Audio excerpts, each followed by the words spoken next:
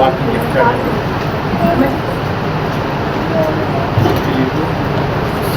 జాగ్రత్తగా విన్నాం.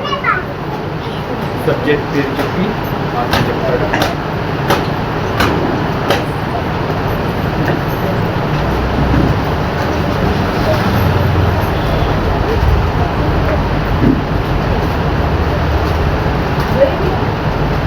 వాక్యంలోకి వెళ్ళబోయే ముందు చిన్న ప్రార్థన చేసుకున్నాం.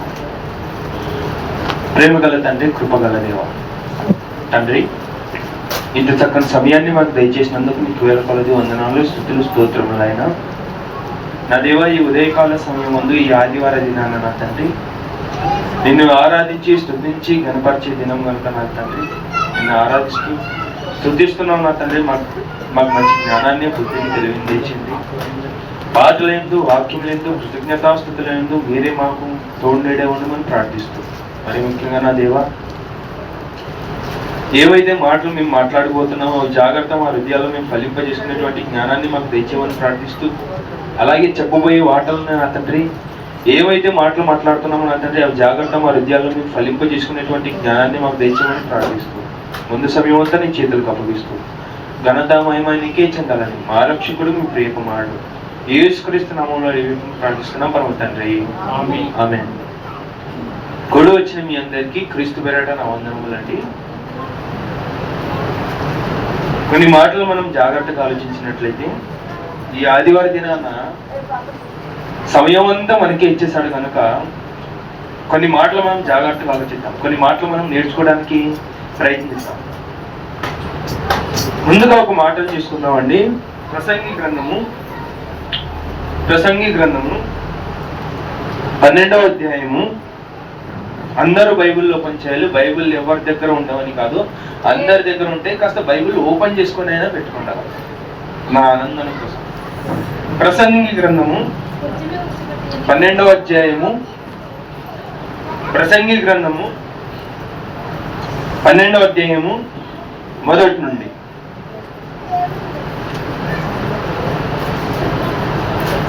ప్రసంగి గ్రంథము 12వ అధ్యాయము మొదటి నుండి. ఫాస్ట్ రాకముందే నాకు సంతోషము లేదని నీవు చెప్పు. సంవత్సరములు రాకముందే తేజస్సులకును సూర్యచంద్ర నక్షత్రములకును చీకటి కమ్మకముందే వాన వెలిసిన తరువాత మేఘములు మరలా రాకముందే నీ బాల్య దినములందే స్మరణకు తెచ్చుకొనము అని అంటున్నాడు. అసలు ఈ మాటలో మనం మొదట కనిపించేటువంటి విషయం ఏంటిదండి? మొదట కనిపించేటువంటి విషయం ఏంటిది? మొదట కనిపించేటువంటి ఆ మాట ఏంటిది? దుర్దినములు. దుర్దినములు అంటే తెలిసిన వారు చెప్పాలి. ఏదైనా కొంచెం ఆ మాటలోనే కొంచెం అర్థమైంది అని చెప్పండి చాలు. చెడ్డ రోజు, లేదంటే మన జీవితాలు ఏదో బాధలు నడుస్తున్నటువంటి రోజులని కూడా అనుకోవచ్చు. ఏ మాటని ఎవరైతే చదువుతున్నారో ఆ మాటలు. అసలు ఈ మాట మన గురించేనా అంటున్నాడు అని అంటే, అవును, ఈ మాట మన గురించే చెప్తున్నాడు దేవుడు. ఎలా చెప్తున్నాడబ్బా అని అంటే, మరలా ఏం చెప్తున్నాడు? ఇంతకీ ఈ మాటలో మనకు కనిపిస్తున్నటువంటి విషయం ఏంటి? ఈ మాటలో మనకి దేని గురించి చెప్పాలనుకుంటున్నాడు అని అంటే, మన జీవితాలకు సంబంధించినటువంటి ఒక విషయం ఈ మాటలో దాగబడింది. ఏముంది అక్కడ? అమ్మ, కాస్త మీ పిల్లల్ని జాగ్రత్త మీ అదుపులో పెట్టుకుంటారు. అరవనీయకండి. ఏమన్నా కావాలంటే ఆమెకి డబ్బులు ఇచ్చి పంపేయండి.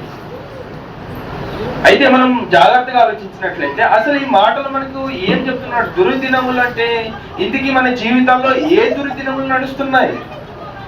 అవి ఆత్మపరంగానా లేకపోతే శారీరకంగానా? జాగ్రత్తగా ఆలోచించాలి. దుర్దినములు అంటే కష్టమైన దినములు, లేదంటే మన జీవితాల్లో బాధతో నడుస్తున్నటువంటి దినములు అని చెప్పేసి మనం అంటాం. కానీ అసలు మన జీవితాన్ని గురించి చెప్తున్నాడా, లేదంటే ఆత్మ సంబంధకరమైనటువంటి జీవితాన్ని గురించి చెప్తున్నాడా? క్వశ్చన్ అది ఇక్కడ.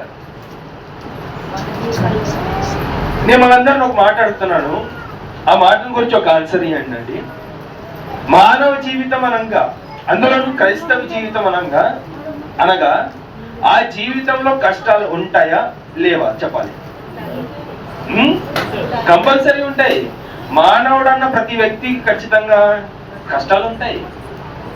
అతడు ఎవరైనా కానీ, ఏ ధనవంతుడైనా కానీ లేదా బీద పరిస్థితిలో ఉన్నవాడు కానీ ఖచ్చితంగా తన ఆపదలు అనేటివి ఉంటాయి, కష్టాలు అనేటివి ఉంటాయి. ఎవరో మనకు తెలిసినటువంటి వ్యక్తి ఎవరో కాదు, ముఖేష్ అంబానీ ఎంతమందికి తెలుసండి? అందరికి తెలుసు. ఆ మనిషి ఎవరో కాదు, ఇండియన్ రిలయన్స్ కి సంబంధించినటువంటి సిఇఓ, అంటే పెద్ద చైర్మన్ ఆమె. అతను ఆ వ్యక్తి, అతని పెద్ద కుమారుడు, నాకు తెలుసు లేదా చిన్న కుమారుడు, అనంత్ అంబానీ ఏ పేరు ఉంది అబ్బాయి, అనంత్ అంబానీ కదండి, లావు ఉంటాడు ఆ వ్యక్తి. అసలు ఆ వ్యక్తి అంత డబ్బు పెట్టుకొని కూడా ఆ మనిషి పొట్టననేది తగ్గించుకోవటం లేదు. అది సమస్యగా మారిపోయింది ఆ వ్యక్తి.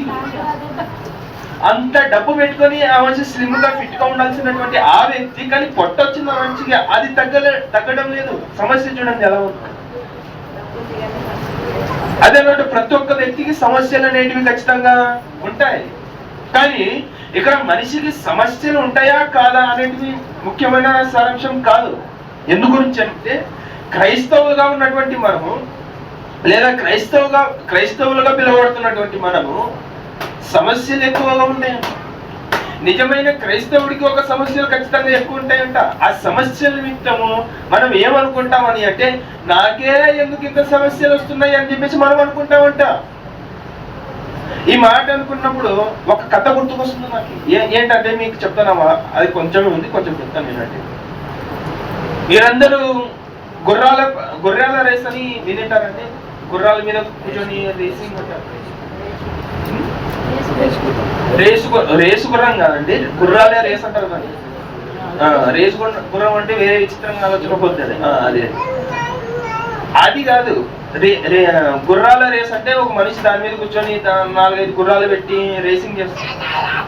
రేసింగ్ చేసేటప్పుడు అంట ఒక కథలో చూడండి, బాగా ఆలోచన చేయండి. ఈ గుర్రాల రేసు మీదనే మన జీవితాలు కొనసాగింపబడి ఉన్నాయి. ఈ గుర్రాల రేసు మీదనే మన జీవితం ఎలా ఉందనేది అక్కడ అర్థమవుతుంది. చూడండి, సారాంశం ఎలా ఉందో చూడండి. ఈ గుర్రాల రేసు మీదనంట ఒక తన యజమాని ఆ గుర్రం మీద కూర్చొని గుర్రం నడుపుతున్నాడంట. గుర్రం నడుపుతూ ఆ గుర్రాన్ని బాగా కొడుతున్నాడంట. గుర్రాన్ని దేంతో కొడతారండి? కొరడాతో కొడతారు.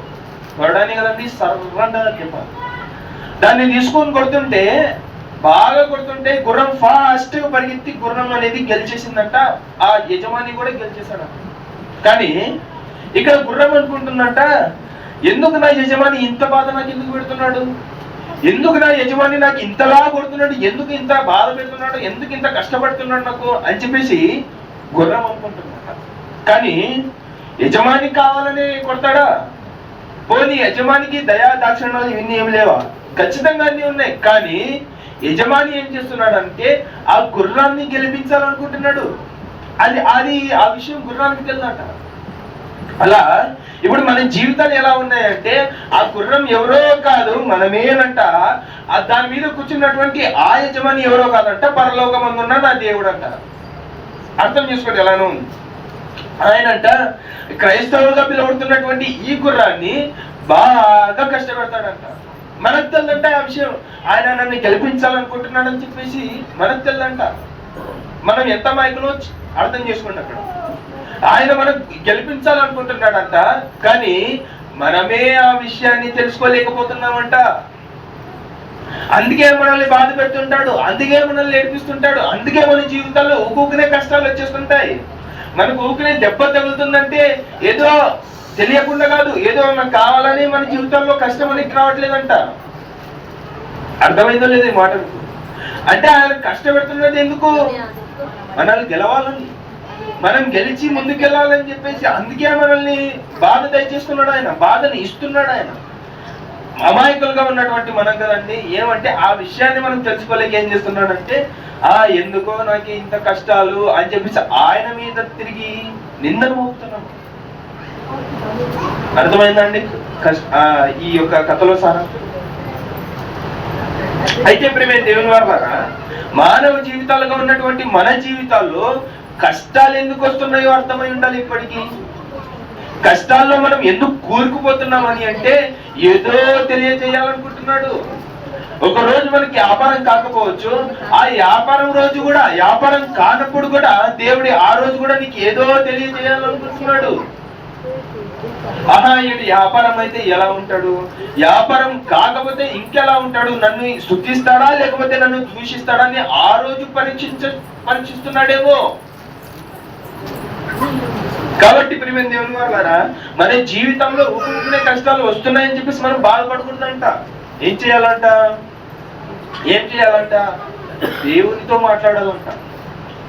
దేవుడు ఊరుకునే కష్టం ఇస్తున్నాడంటే అని మనం ఆనందంగా తీసుకోవాలే కానీ బాధతో మనం ఎప్పుడు తీసుకోకూడదంట.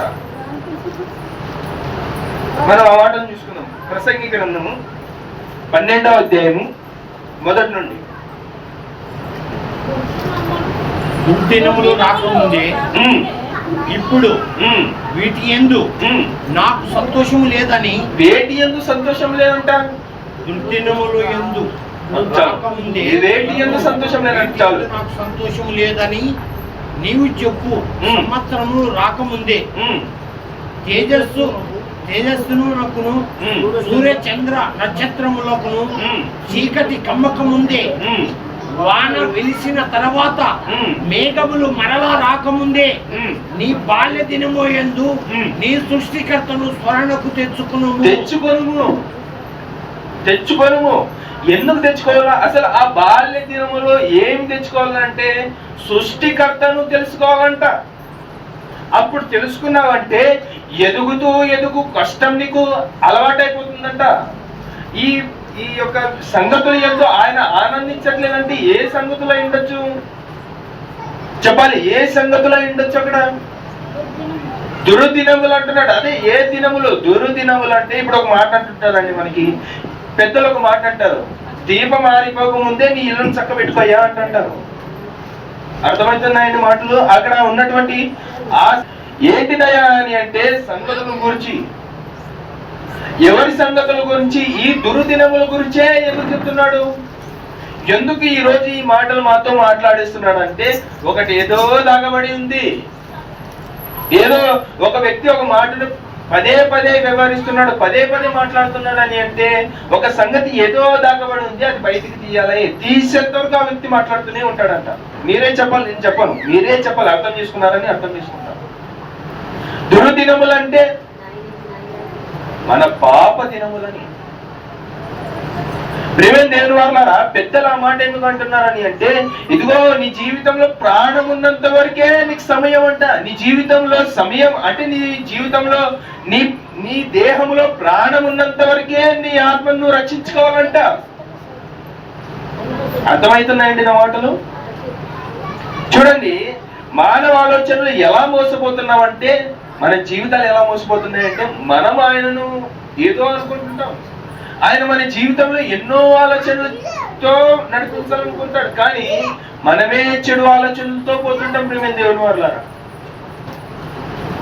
ముందుకు చదవండి. ఇంకా ఎక్కడి నుండి అయితే అక్కడి నుండి ముందరికి.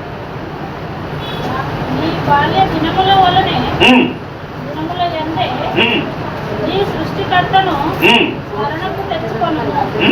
ఆ దినమున ఇంటి కావలి వారు వణుకుదురు, బలిష్ఠులు వంగుదురు. వినువారు కొద్ది మంది అధిక చేత పని చాలించుకొందురు. కిటికీలలో గుంట చూచువారు కావలి లేకయుందురు.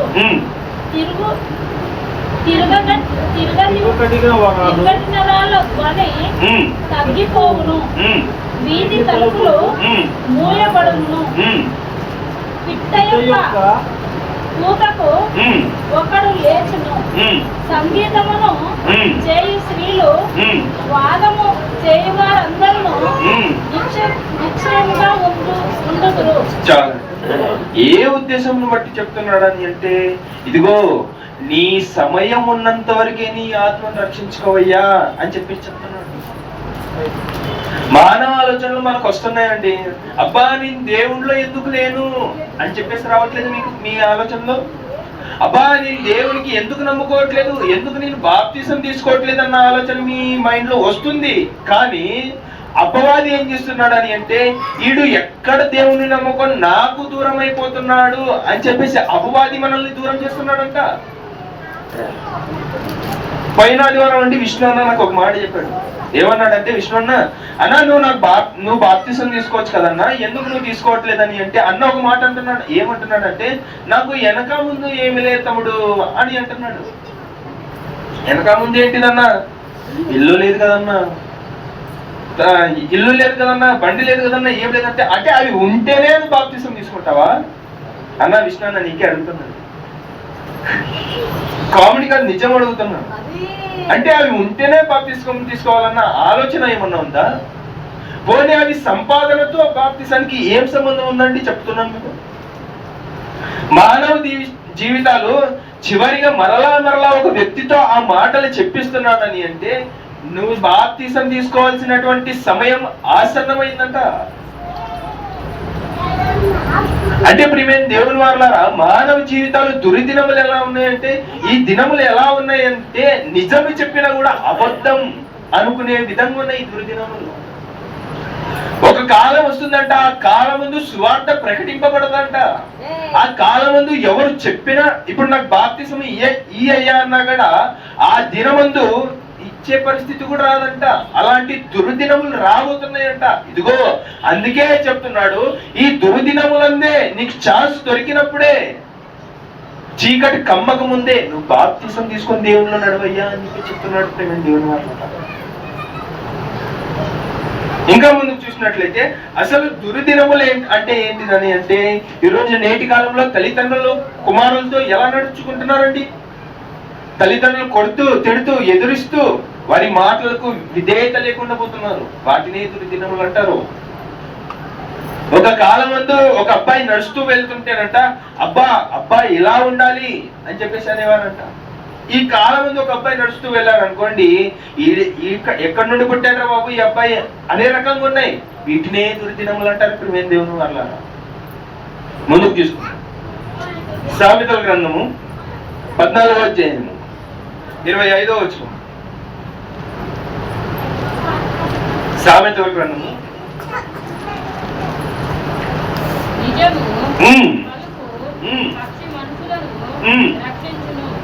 ఏమంటారు? సామెతల గ్రంథము 14వ అధ్యాయము 25వ వచనం. నిజము పలుకు పక్షి మనుషులను రక్షించును, అబద్ధములాడువాడు వట్టి మోసగాడు. ఎంత సింపుల్ గా అబద్ధం మాట్లాడిస్తాం కదండి, ఎంత సింపుల్ గా అబద్ధం. నిన్న కాకుండా మొన్న ఏమండి, నాకు తెలిసి శుక్రవారం ట్రైన్ లో వ్యాపారం చేసుకుంటూ వెళ్తుంటే ఒక ఆమె ఇట్లా బండి ఎలా ఊగుతుందండి, చాలా భయంకరంగా ఊగుతుంది. నిద్రపోయినట్టు కూడా లేచుకొచ్చేంత దారుణంగా ఊగుతుంది. ఫస్ట్ లో అంటే బండ్లు కాస్త స్లోగా ఉన్నాయి, ఇప్పుడు ఎక్స్ప్రెస్ సూపర్ ఫాస్ట్ వచ్చినాయి అన్ని. ఆ బండ్లు ఊగేదానికి కింద పడుతున్నామో లేకపోతే నిలబడుతున్నామో అనే ఆలోచన కూడా రాదు, అట్లా ఊగుతున్నాయి ఇప్పుడు బండ్లు. నేను చూస్తుంటాను కదా ప్రతిరోజు. అలా ఒకరోజు అక్కడ నుంచి గుల్బర్గా నుంచి షోలాపూర్కి రాజ్కోట్ అన్న బండి ఎక్కాను. ఎక్కింటే నేను వ్యాపారం చేసుకుంటా, ఒక అమ్మాయి అంత దూరంలో నిలబడి ఉంది, నేను ఇక్కడ నిలబడి ఉన్నాను. బండి ఊగింది. ఆమె వెనకల ఒక వ్యక్తి భోజనం చేస్తున్నాడు అండి, ప్లేట్ పెట్టుకుని భోజనం చేస్తున్నాడు. బ్యాగ్ మీద పెట్టుకున్నాడు. ఆ వ్యక్తి ఇలా పెట్టుకున్నాడు. ఇలా పెట్టుకున్నటువంటి ఆ ప్లేటు ఆమె ఏం చేసిందంటే బండి ఊగడానికి ఆయన మీద పోయి పడింది. ఆయన మీద పడిపోయింటే ఆ భోజనం ఇలా పడిపోయింది. పడిపోగానే ఏం జరిగిందంటే ఆమె సింపుల్ గా ఎలా చెప్పేస్తుందంటే, నేనే కూర్చుపోయినాయి ఈ భయానికి అంటుంది ఆమె. మొత్తం నేను ఏం చేయలేదు, ఈయననే చేసేసాడు. అరే నేను అంత దూరంలో నిలబడి ఉంటే నేనేం చేశానండి అంటే ఆమెకు చెప్తుంటే ఆయన అంటున్నాడు, పూరా ఏ గాడికో జనరల్ కర్ దియా అని అంటున్నాడు. అరే మేనే కుచ్ భీ నహీ కియా తో ఆప్నే కైసా బోల్ దియా మేరే ఊపర్ అని అంటే ఆమె అంటుంది, ఆయన నీకు వెళ్ళడానికి నేను దారి ఇచ్చాను కదా, అయినా మీరు ఎందుకు వెళ్ళలేదు అంటే, నువ్వు పడినా కూడా నాదే మీదనా అని అడిగాను ఆమెకు. ఇలా సైలెంట్ చూసుకుంటూ పోతాడు. అంటే మానవ ఆలోచనలు చూడండి. ఒక వ్యక్తి సీరియస్ అయ్యాడంటే వెంటనే అబద్ధం మాట్లాడేస్తుంటామంట. అలాంటివి దుర్దినములు ఇవి. ఊకూకనే అబద్ధం మాట్లాడేస్తుంటాం, ఊకూకనే పాపంలో పడిపోతుంటాం. బాప్తిసం బాప్తిసం తీసుకోవాలని మనకు ఆలోచన వచ్చినా గానీ ఏం చేస్తుంటాం అబ్బా అని అంటే బాప్తిసం తీసుకుంటాం సరే, కానీ బాప్తిసం తీసుకున్నాక తప్పు చేస్తే అన్న ఆలోచనలు మనలో కలుగుతుంటాయి. అంతే కదండి. బాప్తిసం తీసుకుంటాం సరే, బాప్తిసం తీసుకున్నాక బాగా పరిశుద్ధంగా పాపం చేయకుండా ఉండాలంటారు కదండి. మళ్ళా పాపం చేస్తే, తాగితే, తింటే ఇవన్నీ జరిగినప్పుడు ఇవన్నీ జరిగాయి అనుకోండి, మరి మనలో వచ్చినటువంటి అపరిశుద్ధాత్మ మన దగ్గర నుండి వెళ్ళిపోతాడు కదండి అన్న ఆలోచనలు వస్తుంటాయి. అదే అక్కడే మనం మిస్టేక్ చేస్తున్నటువంటి ఆలోచన. అక్కడే మనం మిస్టేక్ చేస్తుంటాం. ఏమని చేస్తామంటే బాప్తిసం తీసుకుంటాం సరే, బాప్తిసం తీసుకున్నాక అయ్యో నేను బాప్తిసం తీసుకున్నాను, ఈ చెడు కార్యం కదా, ఇది చెడ్డ పని కదా, దీనికి నేను దూరంగా ఉండాలని చెప్పేసి నువ్వు అనుకుంటే ఎందుకు దూరంగా ఉండలేవు? మనలో ఉంది నిజమైన ఆలోచన, మనలో ఆలోచించేటువంటి శక్తి మనలో ఉంది, కానీ మనం ఆలోచించలేకపోతుంటాం. ఎందుకు ఆలోచించలేకపోతుంటాం? అపవాది దూరం మనలో. దయ్యం దూరం ఉంటే ఎలా మాట్లాడగలుగుతాం? దయ్యం మనలో ఉండి అయ్యో అది చెయ్యరా, అది బాగుంటుందా అని ఆయనే ప్రేరేపిస్తుంటే, ఆ దయ్యమే ప్రేరేపిస్తుంటే మనం ఎందుకు చెయ్యము అని అడుగుతున్నాను మీలో. మొదట ఏమంటున్నానంటే బాప్తిసం తీసుకొని నిజ దేవుని తెలుసుకున్నప్పుడు అంట మన జీవితంలో పరిశుద్ధాత్మ దేవుడు ఎంట్రీ ఇస్తాడంట. అలా ఎంట్రీ ఇచ్చినప్పుడు అంట మనం పాపం చేస్తున్నప్పుడు అంట, ఒక పాపం చేసేటప్పుడు అరే అది తప్పు కదా అని చెప్పి మనలో ఉండి పరిశుద్ధాత్మ దేవుడు నిన్ను హెచ్చరింపజేస్తాడంట బాప్తిసం తీసుకున్నప్పుడు. అంటే ఇప్పుడు మన జీవితంలో మనం బాప్తిసం తీసుకోకపోవడానికి ముఖ్య కారణం ఏంటి? మనం బలవంతంగా ఒక ముందడుగేసి బాప్తిసం తీసుకొని దేవుణ్ణి నమ్ముకున్నామంటే ఏం జరుగుతుంది? పరిశుద్ధాత్మ దేవుడు మన జీవితంలోకి వస్తాడు, తప్పు చేయడానికి మనకు ఆపుతాడు. కాబట్టి ప్రియమైన దేవుని వారలారా, దుర్దినములు ఎలా ఉన్నాయంటే నువ్వు మంచి కార్యం చేయటానికి పోయినా ఆపేటువంటి శక్తి గల దినములు ఇవి. ఇంకా ముందుకు తీసుకున్నామండి. సామెతల గ్రంథము 12వ అధ్యాయము, సామెతల గ్రంథము 12వ అధ్యాయము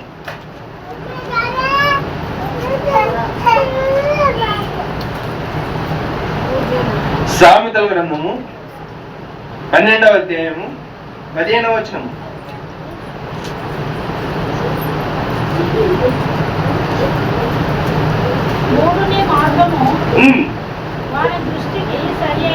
మరలా క్లారిటీ చదవండి, కాస్త క్లారిటీ చదవండి.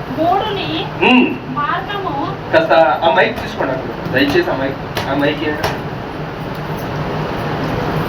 అందరు వినండి. మనం బైబిల్ ఉన్నప్పుడు కూడా మనం చదవం కదండి. బైబిల్ చదివేటప్పుడైనా ఆ పిల్లలతో ఆడుకోకుండా మనం విందాం. పిల్లలంటే ఎప్పుడు ఉంటారు కదండి మనతో, పిల్లలు ఎప్పుడు ఉంటారు, కానీ దేవునికి ఇచ్చేటువంటి సమయం మనం దేవునికి ఎక్కువ ఇయ్యము. వారంలో వచ్చేటువంటి ఒక 2 గంటలైనా కొంచెం మనసు పెట్టి దేవుని వాక్యం విందాం. అయితే మూడుని మార్గము వాని దృష్టికి సరి అయినది, జ్ఞానము గల వారు ఆలోచన అంగీకరించును, ఆలోచన అంగీకరించును. మూడును కోపపడునది నిమిషములోనే బయలుదేరును, వివేకి విందును వెల్లకిల పరచక. అదొకటి చదివిస్తాం. మూడుని మార్గము వాని దృష్టికి సరి అయినది, జ్ఞానము గలవాడు ఆలోచనను అంగీకరించును. ఏమంటున్నాడు ఇక్కడ? మూడుని మార్గం ఎలా ఉంటుందండి? మూడుని మార్గం మనం దేవునిలో నడవాలని చెప్పేసి మనం అనుకుంటాం, కానీ మూడుడు వస్తాడంట, ఒరే మంచి సినిమా పడింది పోదామా అన్న ఆలోచనలు చేస్తాడంట. ఖచ్చితంగా లేవండి. మనం చేయాలనుకుంటాం, దేవునిలో నడవాలనుకుంటాం, దేవునిలో ఎదగాలి, దేవునితో ఉండాలి అని చెప్పేసి మనం అనుకుంటే, కానీ ఎదుటివాడు ఉంటాడే వానిలో దయ్యం దొరుకుతాడు. వాడికి దయ్యం, వాడు మన దగ్గరకు వచ్చి మన ఆలోచనలన్నీ చెడగొట్టేసి అక్కడ పోదాంరా, ఆ పండ్లు కొట్టేరా, ఇది తాగదాంరా అని చెప్పేసి ఆలోచనలు మార్చేస్తాడంట. కానీ మంచివాని ఆలోచనలు ఎలా ఉంటాయంటే బలంగా ఉంటాయి. ఎలా ఉంటాయంటే బలంగా అంటే అయ్యో నేను దేవునితో నడవాలనుకున్నాను కదా, ఇది ఏంటి తప్ప మన జీవితంలో ఊపుకునే వచ్చేస్తుందని అంటే అని ఆలోచన చేస్తామంట. ఎవరతడు? జ్ఞానవంతుడు అలా ఆలోచన చేస్తాడు అంట. ప్రియమైన దేవుని వాళ్ళారా, మిమ్మల్నే పరీక్షించుకోండి. నేను దేవునిలో నడుస్తున్నటువంటి జ్ఞానవంతున్నా, లేదా చెడ్డవాడు చెప్పినటువంటి ఆ మాటలు విని అపవాది సంబంధించినటువంటి వాడన మీరే ఆలోచన చేసుకోండి. ఇంకా ముందుకు చూసుకుందామండి, తొందరగా ముగించేస్తానండి. అదే కీర్తన గ్రంథము 37వ అధ్యాయము 16వ వచనం. దుర్దినములు అంటే ఏంటిది? అంశం పేరు అన్నారు కదండి. దుర్దినములు అనగా ఏమిటి? ఇదే మన అంశం. కీర్తన గ్రంథము 37వ అధ్యాయము 16వ వచనం. నీతిమంతుని కలిగినది కొంచెమైనను బహుమంది భక్తిహీనులకున్న ధన సమృద్ధి కంటే శ్రేష్టము భక్తిహీనుల 16వ వచనం ఒకటే చదవండి. నీతిమంతుని కలిగినది కొంచెమైనను బహుమంది భక్తిహీనులకున్న ధనాభివృద్ధి కంటే శ్రేష్టము. అంతే కదండి. మనం ఎన్నో చెడు కార్యాలు చేస్తుంటాం కదండి, ఎన్నో చెడు పనులు చేస్తుంటాం. సపోజ్ గా ఒక దొంగతనం అనుకున్నామండి. దొంగతనం గురించి మనం ఆలోచిస్తే ఏదో ఎత్తేయాలి. ఒక వస్తువు ఫ్రీగా వస్తుందంటే ఎంత హ్యాపీ ఫీల్ అవుతామండి. ఒక వస్తువు ఫ్రీగా వచ్చేసిందంటే అబ్బాయి వచ్చేసింది, ఇంకా నా డబ్బులు ఆదాయాన్న ఆలోచన వస్తుంది మనకి. కానీ ఇక్కడ చేస్తున్నటువంటి మనం తప్పు ఇదే. దుర్దినములు అంటే ఇదిగో ఒక చెట్టు, ఒక పరసొమ్ము లేదంటే పరుని సొమ్ము ఫ్రీగా వచ్చేసింది, ఫ్రీగా మనకు దొరికేసింది అనుకోవడమే దుర్దినములు అంటారు. ప్రియమైన దేవుని వాళ్ళారా, దేవుడే చెప్తాడు కదండి బైబిల్లో మోషే గారితో, దొంగలింపకూడదు అని దేవుడే చెప్పాడని అంటే ఆ పాపం అనేది ఎంత భయంకరమో ఆలోచన చేయండి. ఇక్కడ ఎవరో భక్తుడు చెప్పట్లేదు, ఇక్కడ దేవుడే చెప్తాడు మోషే గారితో దొంగలింపకూడదని. 10 ఆజ్ఞలు కదండి. ఆ 10 ఆజ్ఞల్లో ఒక మాట ఏంటిది? దొంగలింపకూడదన్న ఆలోచన. మనం చేస్తున్నామో లేదండి దొంగతనం? ఖచ్చితంగా చేస్తుంటాం. రోజుకి నేనైతే ఖచ్చితంగా చేస్తానండి. మా నాన్న జోబులో నుండి 10 రూపాయలు ఖచ్చితంగా చేస్తాను. నిజం చెప్తున్నా, సంఘంలో ఈ మాట చెప్తున్నాను. కాబట్టి ప్రియమైన దేవుని వల్ల ఏదైనా కానీ అది దొంగతనమే. అది మనం పరుని సొమ్ము తీసుకున్నామంటే మన జీవితంలో దుర్దినములు అంటే పరుని సొమ్ము అది బాగుంది కదరా, వాడిని అడక్కోకుండా ఎత్తేస్తే ఎలా ఉంటుంది అన్న ఆలోచన రావటం కూడా దుర్దినములే. అలాంటి చెడు ఆలోచనలో మనం కలుపుతున్నాం. ఏమంటున్నాడు చూడండి, ఆ మాటని ఏమంటున్నాడు చూడండి, మరలా ఆ మాట చదవండి. 16వ వచనం.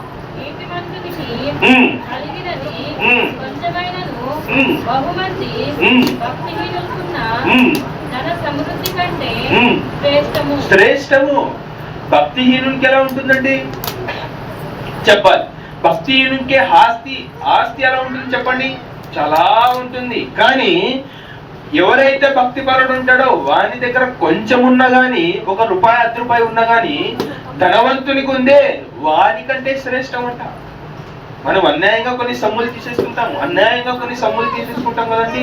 అలా తీసుకున్నప్పుడు అంట అది శ్రేష్టం కాదయ్యా, ఇదిగో నీ దగ్గర ఏదైతే నువ్వు న్యాయపరంగా సంపాదించుంటావో ఆ ధనం అనేది శ్రేష్టం. నీ దగ్గర ఎంతైనా ఉంది, లేదంటే నీ దగ్గర ఇల్లు ఉంది లేదా గుడిసె ఉంది, ఏదైనా ఉంది, అది కింద అయినా కానీ అది మాత్రం శ్రేష్టం అంటున్నాడు. కోట్లు లక్షలు ఉన్నా అది శ్రేష్టం కాదంటున్నాడు అన్యాయంగా చేస్తే. మరలా చదవండి అన్నమాట.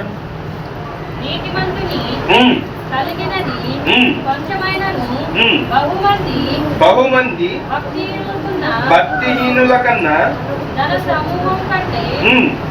శ్రేష్టము. అర్థమైంది కదండి. మన తెలుగులో ఒక మాట అంటారండి, ఏమంటారంటే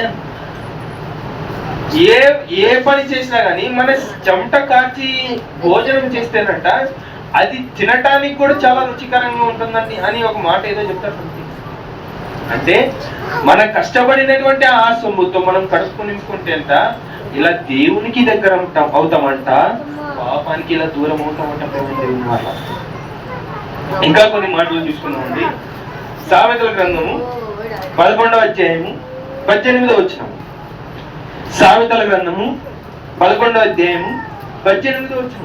భక్తిహీనుని ఉమ్. సంపాదన ఉమ్. వానిని ఉమ్. మోసము చేయును. ఉమ్. నీతిని ఉమ్. విత్తువాడు ఉమ్. శాశ్వతమైన ఉమ్. బహుమానము ఉమ్. నందును. ఏమంట? భక్తిహీనుని సంపాదన అంట. చదవాలి. భక్తిహీనుని ఉమ్. సంపాదన ఉమ్. వానిని ఉమ్. మోసము చేయును. ఉమ్. నీతిని ఉమ్. విత్తువాడు ఉమ్. శాశ్వతమైన బహుమానము నందును. చాలండి. ఏమంటున్నాడండి ఇక్కడ? ఏమంటున్నాడు? అన్యాయంగా సంపాదించినటువంటి సొమ్మంట మనల్ని మోసపరుస్తుందంట. అన్యాయంగా సంపాదించినటువంటి సొమ్మంట. అన్యాయంగా ఏం సంపాదిస్తామండి? ఒకరిని మోసం చేయటమే కానీ, లేదంటే ఒకరికి ద్రోహం చేసి వాని దగ్గర ఉన్నటువంటి డబ్బులు తీసుకోవడమే కానీ, లేదంటే అడక్కోకుండా దొంగతనం చేసినటువంటి సొమ్మే కానీ, ఆ సొమ్ముని ఏమంటారంట? అన్యాయమైన సొమ్ము అంటారంట. ఆ సొమ్ము అలా సంపాదించుకున్నాం అనుకోండి, ఏం జరుగుతుందంట? మరలా మోసము చేయును. ఉమ్, అన్యాయమైన సొమ్ము ఏం చేస్తుందంట? మనల్నే మోసపరుస్తుందంట. ఒక మాట మిమ్మల్ని అడుగుతున్నానండి, సపోజ్ గా దొంగతనమే అనుకుందాం. ఆ దొంగతనం చేసినప్పుడు దొంగ ఎలా ఆలోచిస్తాడంటే, కొంచెం డబ్బే దొరికింది అనుకోండి, ఎలా ఆలోచన చేస్తామంటే, అయ్యో దొంగతనం చేశాను బాబు, నేనే కింగ్ అనుకుని ఆడనుకుంటాడంట. దొంగ దొరకనంత వరకు ఏమవుతాడంట? దొర అవుతాడంట. దొరికిన తర్వాత దొంగ అవుతాడు. అంతే కదండి. పాపం చేసేటప్పుడు ఆలోచన రాదంట. పాపం చేసినాక అయ్యో నేను తప్పు చేశానని చెప్పేసి అప్పుడు ఆలోచన వస్తుంది. అంతే కదండి మన ఆలోచనలు. కానీ బైబిల్ ఏం చెప్తుందంటే, తప్పు చేసేటప్పుడు కాదురా నాయన, తప్పు చెయ్యకముందే నువ్వు జాగ్రత్త పడే నా దగ్గరకు వస్తావరా నాయన అని చెప్పేసి బైబిల్ చెప్తుంది. ప్రియమైన దేవుని వారు ఏమంటున్నాడు ఇప్పుడు మరలా ఆ మాట? భక్తిహీనుని ఉమ్. సంపాదన వానిని వానికి మోసము చెయ్యను. నువ్వు దొంగతనం చేసి నేను కింగ్ అనుకున్నా, మోసపోయేది నువ్వే. చెడపగొట్టుకునేటువంటి నీ సంసారం నీ చేతులతోనే నువ్వు చెడపగొట్టుకుంటావంట. ప్రియమైన దేవుని వాళ్ళ చూడండి, మన ఏ విషయం బట్టైనా అది ఎలాగైనా కానీ, మన అండి అక్క చాలా దారుణంగా, మా ఇస్తేరకం చూసారు కదండి, అందరూ ఇస్తేరకం చూసుంటారు. ఆమె లోన్ ఇస్తామని చెప్పేసి ఒకరు వచ్చారు, అంగడి మీద లోన్ తీసుకుందామని చెప్పేసి అక్క ఏం చేసిందంటే, మాకు లోన్ కావాలయ్యా, మాకు లోన్ ఇస్తారని చెప్పేసి ఫైన్ కేర్ అని చెప్పేసి ఒక బ్యాంక్ ఉంది, బ్యాంకు లేదా అది బ్రాంచ్ నాకు తెలియదు. తర్వాతకి అక్క 1,00,000 రూపాయలు వేసింది. ఎంత వేసింది? అయ్యా జిఎస్టీ ఉంది, అది ఉంది, తొక్కు ఉంది, తోడుకూర ఉంది అని చెప్పేసి అంత అనగానే 1,10,000 లేదా 1,05,000 ఎంతో వేసింది. చివరికి అదింత వేసినాక అవతల ఉన్నటువంటి ఆ వ్యక్తి ఏం చేశాడంటే, ఫోన్ నంబరు అలాగే బ్యాంక్ వారు ఎవరైనా కానీ డబ్బుల్ని అకౌంట్ లో పెట్టుకోండి, అది చూసుకోనికి వస్తుందని చెప్పేసి అందరు అంటారే కానీ, డబ్బులు మాకు ఇవ్వండి అని చెప్పేసి ఏ బ్యాంక్ వాడు అన్నాడు. అంటారండి? అన్నాడు. అలా ఏం చేసిందంటే అక్క చాలా అమాయకురాలు. ఎంత అమాయకురాలు అంటే, ఒక పాముని చెప్పేసినా కానీ పాము చంపగంటరా బాబు అన్నంత అమాయకురాలు అని. అంటే ప్రియమైన దేవుని వాళ్ళారా, అంత అమాయకురాలు అనేటువంటి వ్యక్తి ఏం చేసిందంటే, ఆహా మాకు 11 లక్షలు వస్తున్నాయి, మాకు కాస్త అప్పు అనేది తగ్గిపోతుంది, కాస్త మేము కట్టుకుందాం అనే లోపల 1,00,000 రూపాయలు వేసేసింది. అవతల ఉన్నోడు ఏం చేశాడంటే, మోసం చూడండి ఎలా ఉంది మన జీవితంలో, తెలియకుండానే మోసపోతుంటాం, తెలియకుండానే మోసం చేసేస్తుంటాం. అంటే ఏం చేశాడంటే, ఫోన్ నంబర్ బ్లాక్ లిస్ట్ వేసేసాడు, ఫోన్ నంబర్ డిలీట్ చేసేసాడు, అంతా అయిపోయింది, ఫోన్ స్విచ్ ఆఫ్ చేసేసాడు. తర్వాత సైబర్ క్రైమ్ కి కాల్ చేసి ఇలా మాట్లాడితే వెంటనే ఫోన్ చేసి అమ్మ నాకు యాక్సిడెంట్ అయిందని చెప్పేసి ఇలా మాట మార్చేస్తున్నాడు. అంటే ఇప్పుడు అవతల ఉన్నోడు ఆ డబ్బులు తీసుకొని ఆనందపడతాడంటారా? పడడు. ఎందుకు పడడు? ఒకరోజు ఖచ్చితంగా హిందీలో ఒక మాట అంటారండి, ఏమంటారంటే, గవర్నమెంట్ కే హాత్ బహుత్ లంబే హోతే అని అంటారు, కానూన్ కే హాత్ బహుత్ లంబే హోతే అంటారు. కానూన్ అంటే గవర్నమెంట్. ఆ గవర్నమెంట్ చేతులు ఖచ్చితంగా ఆ దొంగని పట్టుకోవాలి. ఖచ్చితంగా పట్టుకుంటే ఆ రోజంట వాడు మోసపోయానని చెప్పేసి వానికి ఆలోచన వస్తుందంట. ఆ రోజు నేను ఒకరిని మోసం చేశానని వాడికి ఆలోచన కాదు, వాడే మోసపోయాడని చెప్పేసి ఆలోచన అప్పుడు వస్తుందంట. చూడండి మాట అక్కడ నెరవేరబడుతుంది. చదవండి ఇప్పుడు ఆ మాటని. భక్తిహీనుని సంపాదన వానిని మోసము చేయును. ఉమ్, విత్తువాడు ఉమ్. శాశ్వతమైన బహుమానమునందును. ఏమంట? ఏదైతే నీతిగా నువ్వు సంపాదిస్తావో అది శాశ్వత కాలం ఉంటుందంట. అది ఇల్లైనా కానీ డబ్బైనా కానీ ఏదైనా కానీ నీతిగా సంపాదించావు అనుకోండి, ఇప్పుడు మెతుకులు తింటావు, ఆరాంగా నిద్రపోతావు. ఇప్పుడు మెతుకులు తిని దేవునితో ఉంటావు, దేవుని పని చేయడానికి నీకు ఆసక్తి ఉంటుంది. కానీ మోసం చేసినటువంటి డబ్బు అంట నువ్వు మోసపోతావు, అలాగే దేవుని కూడా మోసం చేసినప్పుడు దేవుని ఇంకా ముందుకు చూసుకుందాం. మరలా కీర్తన గ్రంథము 101వ కీర్తన ముగించుకుందాం. 2 వచనాలు ఉన్నాయి. కీర్తన గ్రంథము 101వ కీర్తన 7వ వచనం.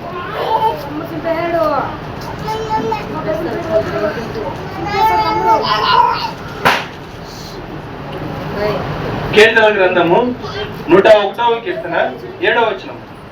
మోసం చేయవాడు ఉమ్, నా ఇంటి ఉమ్.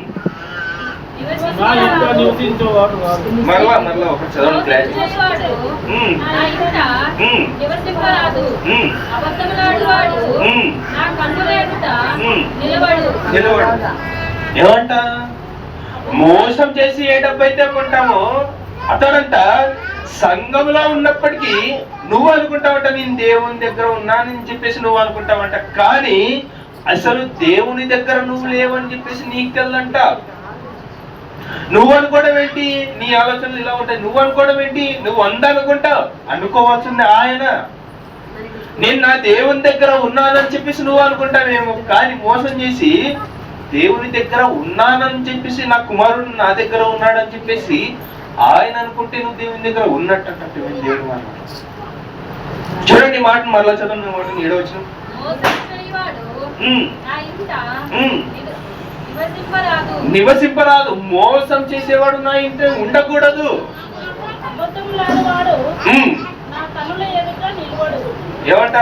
నా కన్నుల ఎదుట నా కన్నుల ఎదుట అంటే నా ఎదుట ఉండడు. నువ్వు అబద్ధం ఆడావు అనుకో నా దగ్గర ఉండవు. నువ్వు అబద్ధం ఆడలేదనుకో నా దగ్గర ఉంటావు. నా జీవితాంతం ఇప్పుడు ఈ భూమి మీద ఉన్నటువంటి బ్రతికే కాలం ఎంతండి? మహా అయితే 60, 70, బాగా బలంగా జిమ్ వాడైతే 100, 80. అంతే కదండి. ఈ సంవత్సరములన్నీ కష్టపడి జీవితం దేవునితో ఉన్నాం అనుకోండి, జీవిత కాలం అంతా ఆయనతో స్తుతిస్తుంటాం, ఆయన దగ్గర ఉండి స్తుతిస్తుంటాం. ప్రియమైన దేవుని వల్ల అలాగే ఇక్కడ భూమి మీద పాపమైన జీవితంతో బ్రతికి నరకంలో ఎప్పుడు ఒక మంట ఉంటది కండి. ఆ మంట మనం చేయి పెట్టామనుకోండి ఎంత కాలుతుందండి. అది కాలంగానే మినిమం అయితే 4-5 రోజులకి అది మారిపోతుంది. కానీ పాపం చేసి శిక్షణ అనుభవించేటువంటి ఆ నరకంలో జీవిత కాలం అంతా కాలుతూనే ఉండాలంట. అలా కాలేదు మనకి ఇష్టమా? లేదంటే బాధతో వేడుకతో మనకు వచ్చినటువంటి సమస్యలను మనమే తీర్చుకొని జీవితాంతం దేవునితో ఉంటారో లేదో మీ చేతిలో ఉంది. ప్రేమ ఇంకా 2 చివరి మాటలండి. అపోస్తల కార్యంలో చివరి మాట. మనం బాప్తిసం ఎలా పొందుకోవాలంటే ఒకటే ఒక మాట చెప్తున్నాడు. ఎంతమంది బాప్తిసం తీసుకోలేదండి? మీ చేతులు ఎత్తండి ఒకసారి. బాప్తిసం ఇవ్వండి. ఇంతమంది తీసుకోలేదు మన సంఘంలోనే. కానీ మనం ఇన్ని మాటలు మాట్లాడుతుంటే మనకు న్యాయమా? అన్యాయం అండి. ప్రియమైన దేవుని వల్ల చూడండి. అపోస్తల కార్యములు 22వ అధ్యాయం 16వ వచనం. ఒక మాట చెప్తున్నాను చూడండి. ఇక్కడ లక్ష్మక్క కుటుంబమే ఉంది. మీ అందరికీ చెప్తున్నాను డైరెక్ట్ గా. ఒక్కరు బాప్తిసం తీసుకోండి. తర్వాత జరిగినటువంటి మహిమ ఎలా ఉంటుందంటే ఒకడు బాప్తిసం తీసుకున్నాడన్న ఆలోచన మీ అందరికి వచ్చేస్తుంది. మీరు కూడా దేవునిలో మారమని అంటే అతడు బాప్తిసం తీసుకున్నాడంటే మాట వరుసగా తీసేయకూడదు. నిజంగా దేవుని నమ్ముకొని ఆయన మన పాపముల నిమిత్తం మరణించాడని చెప్పేసి తెలుసుకొని బాప్తిసం తీసుకోవాలని మనవి. చూసుకుందాం. అపోస్తల కార్యములు 22వ అధ్యాయము 16వ వచనం. నడుము చేయుట ఎందుకు? అపోస్తల కార్యములు 22వ అధ్యాయము 16వ వచనం. కనుక నీవు తడవు చేయుట ఎందుకు? లేచి ఆయన నామమును బట్టి ప్రార్థన చేసి బాప్తిసము పొంది నీ పాపములను కడిగి వేసుకోమని చెప్పాను. ఏమంట? ఇదిగో పాపం చేశాను నాయన, నా జీవితం అంతా నేను పాపం చేశాను, ఇదిగో నా దేవ నన్ను క్షమిస్తావా అని చెప్పేసి ఆయన దగ్గర పోతేనంట నిన్ను త్రోసివేయడంట ఆయన. నేను తప్పు చేశానయ్యా అని చెప్పేసి ఆయన దగ్గర పోతేనంట ఆయన ఏం చేస్తాడంటే క్షమించి నిన్ను వదిలేసి బాప్తీసం తీసుకోరా అయ్యా అని చెప్పి చెప్తాడంట ప్రేమైన దేవుని మాట. ఎలా బాప్తీసం తీసుకోవాలని అంటే ఇదిగో ఆయన నామంలో బాప్తీసం తీసుకోవాలి. తప్పు చేశానని చెప్పేసి ప్రార్థన చేసుకొని బాప్తీసం తీసుకొని ఆయనతో నడవాలని చెప్పి చెప్తున్నాడు ప్రేమైన దేవుని మాట. మరి ఎంతమంది బాప్తీసం తీసుకుంటారండి? తీసుకోరా? చెయ్యతరే మరి. కాబట్టి ప్రియమైన దేవుని వాళ్ళారా, బాప్తిసం తీసుకునేటప్పుడు అంటే ఖచ్చితంగా ఆయనతో మాట్లాడి బాప్తిసం తీసుకోండి. మాట్లాడడం అంటే ప్రార్థన చేయడం. ఇంకా చివరి మాట అండి, చివరి మాట ప్రకటన గ్రంథము దేవుడు ఎలా పిలుస్తున్నాడో చూడండి. మనకి దేవుడు ఎలా తన జీవితంలో ఎలా తన దగ్గరికి ఎలా ఆహ్వానిస్తున్నాడో చూడండి. ప్రకటన గ్రంథము 3వ అధ్యాయం 20వ వచనం ముగించుకున్నాం. ప్రకటన గ్రంథము 3వ అధ్యాయము 20వ వచనం.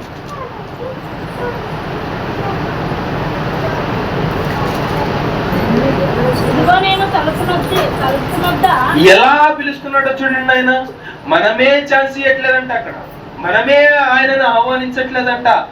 ఆయన మన జీవితంలో రావడానికి రెడీగా ఉన్నాడు, కానీ మనమే ఆయన పిలుచుకోవట్లేదని చెప్పేసి దేవుడు చెప్తున్నాడు చూడండి. ఇక్కడ తట్టుచున్నాను, స్వరము విని తలుపు తీసిన ఎడల నేను అతని యుద్ధకు వచ్చి అతనితో నేనును నాతో కూడా అతనును భోజనం చేయుదును. ఏమంట? ఆయన రావడానికి రెడీగానే ఉన్నాడంట ప్రియమైన దేవుని వాళ్ళారా, కానీ మనమే ఛాన్స్ ఇవ్వట్లేదంట. ఎప్పుడు ఆ ఛాన్స్ వస్తుంది? ఆయన మన దగ్గరికి ఎప్పుడు వస్తాడని అంటే ఇదిగో నా దేవుడు నా పాపముల నిమిత్తం మరణించాడు, నా పాపముల నిమిత్తం రక్తం చిందించాడు, ఎందుకో అందుకే నేను బాప్తిసం తీసుకుంటున్నానని చెప్పేసి అనుకున్నప్పుడు అంట, తీసుకున్న తర్వాత అంట ఆయన మన జీవితంలోకి వస్తాడంట. ఆయన తడుతున్నాడంట, ఇదిగో కుమార నా దగ్గరికి ఎప్పుడు వస్తావు, ఎప్పుడు నువ్వు నా దగ్గరకు వస్తావు అని చెప్పేసి ఆయన అనుకున్నప్పటికీ మనం ఆయన దగ్గరికి పోవట్లేదంట ప్రియమైన దేవుని వాళ్ళ. చూడండి, మీ ఆలోచనలు ఎలా ఉన్నాయో మీరే మార్చుకుంటారని కోరుకుంటూ, మరి ఆయనకు మన జీవితాల్లో ఆహ్వానించుకుంటారని కోరుకుంటూ నేను ఆ మాటలు ముగిస్తున్నాను. చిన్న ప్రార్థనతో ముగిస్తున్నాను. ప్రేమగల తండ్రి, కృపగల దేవా, తండ్రి ఇంత చక్కని సమయాన్ని మాకు దయచేసినందుకు నీకు వేల కొలది వందనాలు, స్తుతులు, స్తోత్రములు ఆయన. మరి ముఖ్యంగా నా తండ్రి మా జీవితాల్లో నా తండ్రి నిన్ను ఆహ్వానిస్తున్నామో లేదో, నిన్ను రమ్మని మేము మా జీవితాల్లో మేము కోరుతున్నామో లేదో మాకు తెలియదు నా దేవా. మరి ముఖ్యంగా అలా చేయని వారమైతే మరి ముఖ్యంగా నా తండ్రి మేము బాప్తిసం తీసుకొని ఉన్నాం, అలాగే మా పాత జీవితాల్లో మేము అడుగు పెడుతున్నాం, మేము మమ్మల్ని క్షమించండి.